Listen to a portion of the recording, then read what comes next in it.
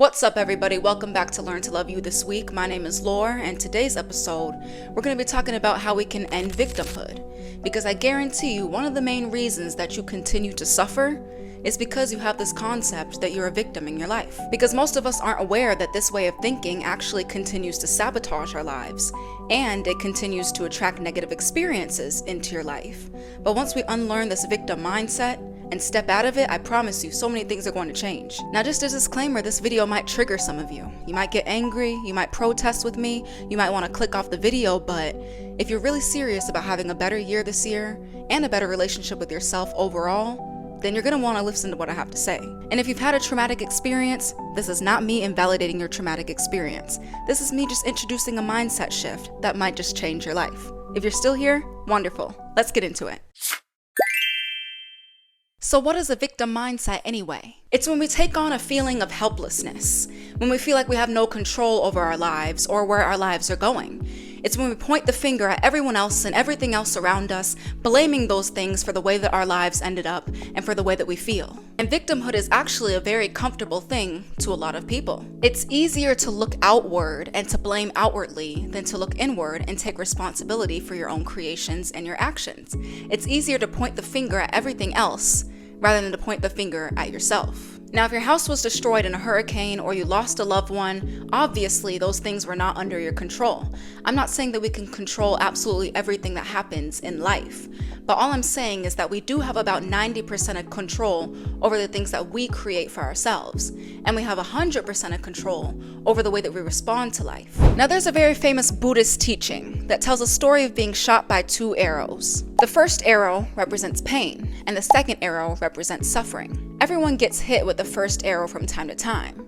You miss your flight, you break a bone, you get a flat tire, something painful or inconvenient happens that you really could have lived without. Now, this is pain. This is something that we can't avoid in life. Every single person on earth experiences painful situations at times. However, the second arrow is something that we consciously allow ourselves to be shot by. Now, this happens when we get in our heads about the painful situation. We start complaining about the painful situation. We point the finger and blame everyone else for the painful situation. We look at the painful situation and we ask, why me? Now, this is where suffering begins. It's the conscious creation of more pain. And the crazy thing is, we choose to suffer. We like to suffer because it gives us the leeway to point the finger at everyone else outside of us instead of taking a look at ourselves. It also gains more sympathy and attention for us from other people. And many people allow themselves to be shot by the second arrow because they would rather not do what they can to make their situations better. It's an easy option because choosing not to suffer requires looking at oneself to see what we can do to better our lives and our circumstances. All of it starts within. We're afraid of what we might find if we started to shine the light on ourselves, if we started to look at ourselves, if we started to go inward. We're afraid of what we might find, so therefore it's easier to just point the finger outward and to blame outwardly. Because doing the inner work, taking a moment to look within yourself, those are all scary things to do. They can be very uncomfortable at times. And you know, people love to be comfortable. But when you stay comfortable, the price that you pay is that you stay stuck. You doom yourself to repeat this cycle of victimhood, and you realize that nothing changes in your life because you're still in this cycle of blaming everybody else. The only way to cure this is to stop pointing the finger at everything else for what's wrong in your life and to start taking a look at what you can do to better your life and your circumstances. Because I promise you, crap is gonna hit the fan. Life is gonna go sideways. But if you continue to suffer, that's entirely up to you. Now, many of us also play victim by allowing our problems to define who we are. We also create an identity around our problems. Now, I get that everybody has problems, and sometimes when we've been going through problems for a long time, it's easy for those things to consume us. It's easy for us to believe that we are these things, that these things define who we are. But I want to open your eyes to something that might actually just quake you in your boots. Are you ready to hear it? Because I know you want to hear it. I know you want to hear this. We become more of what we identify as. The more that you identify with something is the more that you're going to become that thing. If you identify with sickness, you'll become more sick. If you identify with brokenness, you'll become more broke. Just as, if you identify with confidence, you'll become more confident. If you identify with abundance, you'll become more abundant. The more that you identify as something is the more that you become that thing, and the more that you become something is the more that you attract things into your reality that define who you are, that define that circumstance, that define that mindset. Where you turn your energy is what manifests in your life. Where you put your focus is what becomes in your life. And if you're only focusing on your problems, if you're only focusing on your ailments, you're just going to attract more circumstances that cater to those illnesses, cater to those ailments, cater to those problems. But when you stop identifying with your problems, you tell them that you're no longer a victim to them. You tell them that you have control over what you do with this, over where you're going. They don't get to say that anymore because you get the power back. And when you stop fueling them with your energy, you realize that you're far more powerful than them. So why should these problems get to rule over your life when you get to rule over your problems? Many of us also play victim by allowing our problems to say what we can or cannot do. Now this next part might trigger some of you, but this is a woke channel and we're here to wake up and make changes. So I'm not just going to feed you that fluffy stuff that's never going to encourage you to grow. So if you're ready to hear this, please stay tuned. One big example of this that I've witnessed is that many people use their mental illnesses as an excuse or a cop-out for why they can or cannot do something. I used to struggle pretty heavily with depression and anxiety, so I understand how big mental illnesses can feel when you're in the thick of them. I understand that they can be absolutely overwhelming and unbearable at times. But when we say we can't do something because we have this disorder or this illness or this ailment, then we're giving our power to that thing. We're playing victim to that thing. We're allowing that thing to say what we have control over, what we do with our lives. And this prevents us from living a full and enriching life. Why should your depression say that you can't have fun? Why should your anxiety say that you can't do these things that other people do? And like I said before, the more power that you give to it is the more power that it will have over you. But if you want to take your power back, you have to stop giving it that much power. On the flip side, however, a lot of people tend to use their mental illnesses to justify crappy behavior and justify how they treat people. And the thing is, we can't blame our depression, we can't blame our anxiety, we can't blame our OCD for calling somebody a piece of shit. You know, if you call somebody a piece of shit, that obviously came from you. You can't use your mental illnesses as a cop-out for the way that you treat other people. And when we do this, we take all the responsibility away from ourselves and we put it on this illness, and therefore our behavior never changes. We become more of an asshole when we do this. And I understand that mental illness can be hard, it can be overwhelming, it might even feel like you're going to die.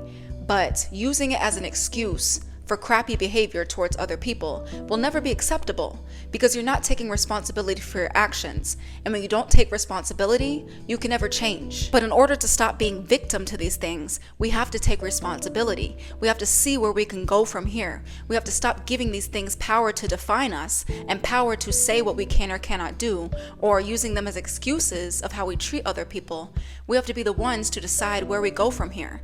Sure, we might not have asked to have these illnesses, but we can always decide what we make of them. One last way that we play victim is that we have a tendency to scan our life circumstances for reasons why we should be victimized and use those reasons to limit ourselves. Now let me explain what I mean by this. Not everyone was born into the most privileged set of circumstances. Many people have been oppressed, many people grew up poor, many people were born with a physical ailment, and we can't control how we came into the world. We can't control the families that we were born into or the circumstances that we were born into. But we do have a say in where we go with our lives and what we make out of them. If you take a look at me, I might not be the most privileged type of person demographically speaking. As a person who is black and female, obviously I'm not born into the most privileged set of circumstances demographically. And many people might even give me the right to have a victim complex. Many people might even give me permission to pull a victim card because I'm a female or I'm black. Now I'm fully aware, us black people, us people of color, us women, have not been the most privileged people demographically speaking.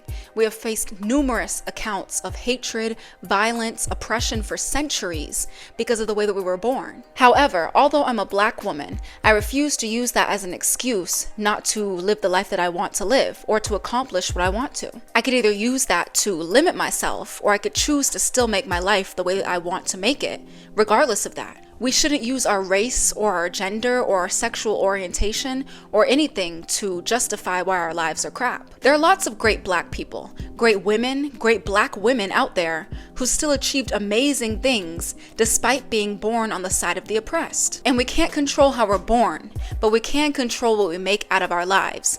And you don't have to be rich or extremely privileged to do something great with your life. You have to work with the resources that you were given and still make the most of your circumstances, whatever circumstances they are. To wrap things up, one of my favorite songs of all time is Soak Up the Sun by Sheryl Crow. I love this song because she talks about how life can be hard. She doesn't have a car, she can't afford gas, she has a crummy job, she doesn't have a nice place or a big house, but she still makes the most of her life anyway. She still finds joy and beauty within her current circumstances. And just like the baddie she is, she doesn't blame anybody else for where she's at. She doesn't even feel victimized. She just has a positive attitude throughout the whole song and realizes that she can still have fun with what she currently has. My favorite lyric in the song says, "I've got no one to blame, but every time I feel lame, I'm looking up." She realizes that she has no one to blame for where she's at because she realizes that she can always choose where she goes from here. And whenever she feels discouraged, she looks up to the sun. Or sometimes I like to see it as maybe her looking up to God for guidance or some hope. And I believe that we should all strive to be like this wonderful woman, Sheryl Crow. Not pointing the fingers, not blaming everybody else for our circumstances, but still having a positive attitude and realizing what we can make out of the things that we have. And by losing this victim mindset, we actually love ourselves more. Because victimizing someone is not love, but empowering someone instead is. And we have to be the ones to step out of victimhood and start empowering ourselves, because that right there is love. But self-love is a quest. It's a never-ending journey that we must go on in order to have happier and healthier lives. So allow me to take this journey with you and allow me to be your guide along the way, and we will learn to love ourselves together, day by day, little by little, and piece by piece. No matter how comfortable victimhood might be, at the end of the day, it only limits us. But in order to set ourselves free and to tap into our power, we have to be willing to let go of this mindset. And by doing so, we can have a better year this year and 2025 and a better life overall. You've got nothing to lose. Just remember that I believe in you, but I just want you to believe in yourself. I'll see you guys next week.